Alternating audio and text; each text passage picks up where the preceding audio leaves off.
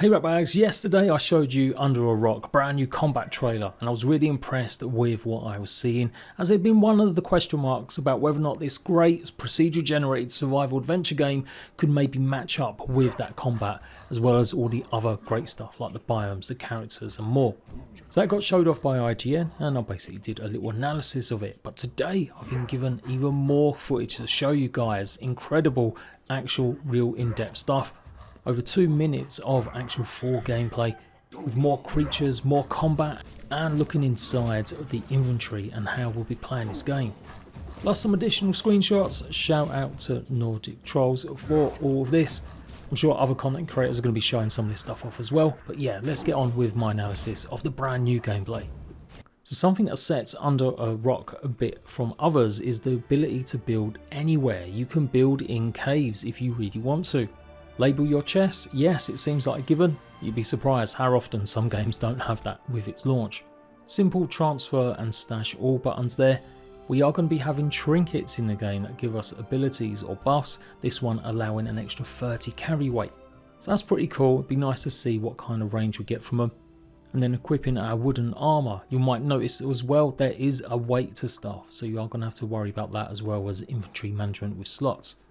Nice collection of weapons here. We've got like the bone mold, a double-sided axe, a spear, pickaxe and throwing spears, as well as some food. And that dodo was different coloured from the ones we've seen a lot of in the marketing, so lots of variants. A big part of the gameplay is taking on Neanderthals. You can see this little bunny is maybe getting a rough time, so let's help him out. And I thought the combat was really good. Like I said, from some of the footage it looked like maybe the character movement would be a bit stiff or just wouldn't be as involved, but it does look great. It definitely reminds me a little bit of Grounded, and I always felt like the combat in that game was good. Like, I'm not expecting Dark Souls here or God of War, but definitely with the lunge attacks, the ability to dodge, perfect parry, fast, rapid movement, being able to switch weapons, utilise that shield in a good way. I think they're all really cool things, and the animations look for it pretty good. Again, there's been other games released lately that the combat has just looked really like one swing and that's it. So collecting bones from the Neanderthals, lots of variety of them all around this campsite. There's going to be skills in the game, as you can see, leveling up sneak attack with a range shot, and seems to be maybe more critical hits aiming at the right kind of body parts, i.e. the head.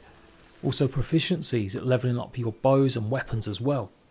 It's not just Neanderthals we'll be fighting though, alongside giant crabs and more, we've got things like this.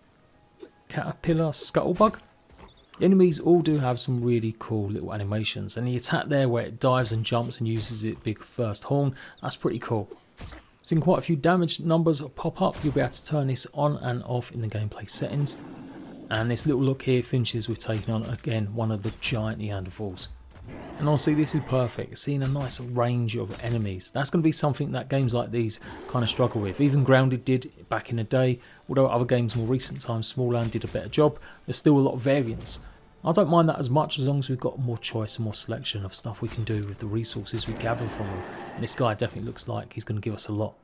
So let's break it down even a little bit more slower now so we can really enhance all the details. We've got a slot obviously for backpacks. It looks like we're going to be able to get upgradable ones or more that will give us better slots. And 2 slots for them trinkets, so we'll be able to combine and mix what kind of buffs we want. You then got the armor slots, and then we've got slots dedicated to, looks to be the wing glider and maybe the grapple hook. Lots of nice decor pieces. We've seen that the building's probably one of the game's strongest parts, given it's going to be a mix of blueprint building where you'll place the outline of your base or directly just place stuff down. It depends on whether or not you're playing with your friends and whether or not you're going to get them to help. But cave building is a big ask in a lot of other games, so I'm really pleased to see they've added it. There's candles, rugs, a nice bed and a spinning table by the looks of things, as well as a crafting bench. And yeah, as I explained, nice to see different variants, different colours of creatures, just to spice things up.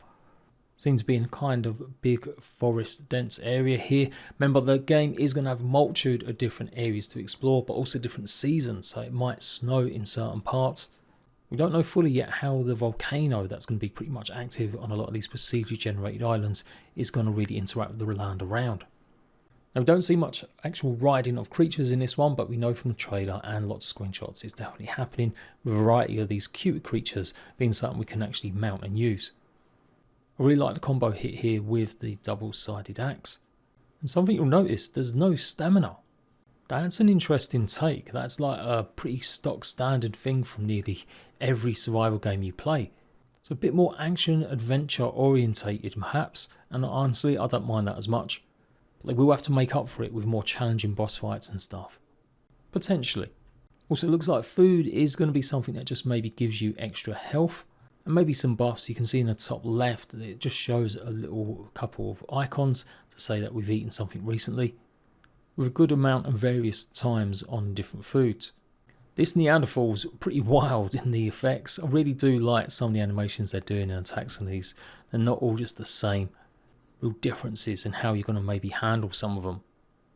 Notice the mini-map as well, obviously there to guide us across quite, I'm guessing, a large area.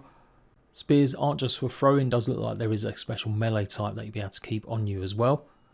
Perfect parrying, giving you an opportunity to do more damage once you stun them, as long as you can finish off the job.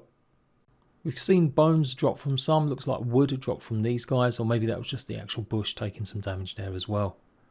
And nice and simple, simply walk over it and gather the resources instead of spending 10 minutes picking up every item.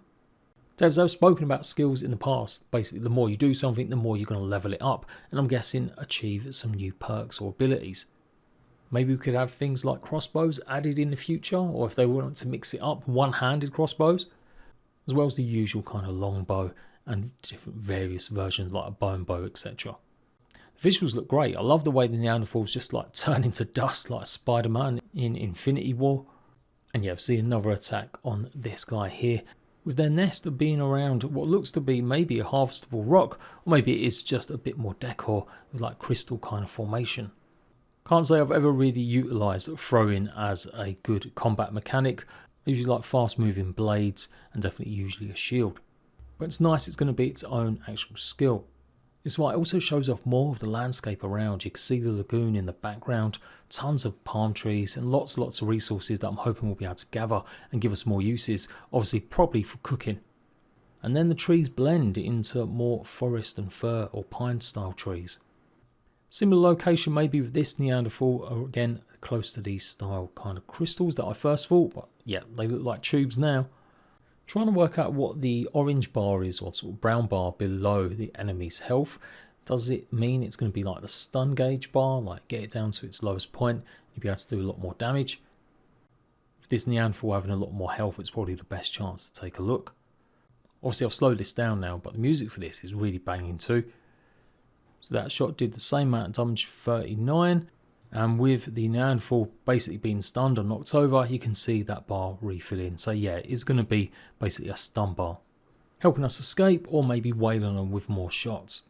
And again, headshots there doing lots of damage. Honestly, great stuff. Again, shout out to Nordic for showing me some of this stuff.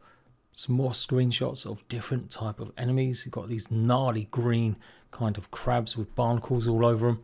Look a lot smaller than some of the larger red ones we've seen in previous trailers and shots. Big scene from the trailer is fighting off against one of these guys on a bridge. The most recent gameplay trailer at least.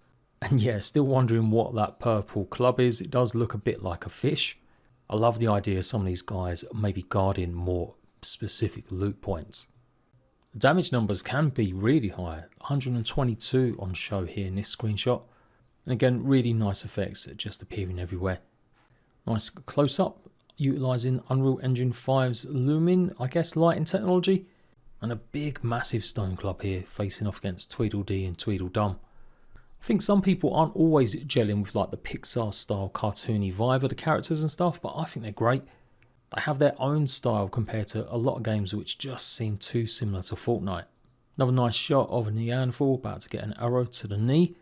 And striker pose with this guy showing off his helmet and maybe his grey beard. So honestly, great stuff. I can't wait to get my hands on this game. When are we going to play it? Who knows? The devs are very tight-lipped. They won't say a word about when to expect it, even a window. I'm hoping that might change in the future. But yeah, until then, as always, I'll bring you first news hopefully about this game. Really going to hopefully give it a good run alongside my Grounded 2 content. It'd be really nice to go alongside it. So until next time, Ratbags, I'll catch you later.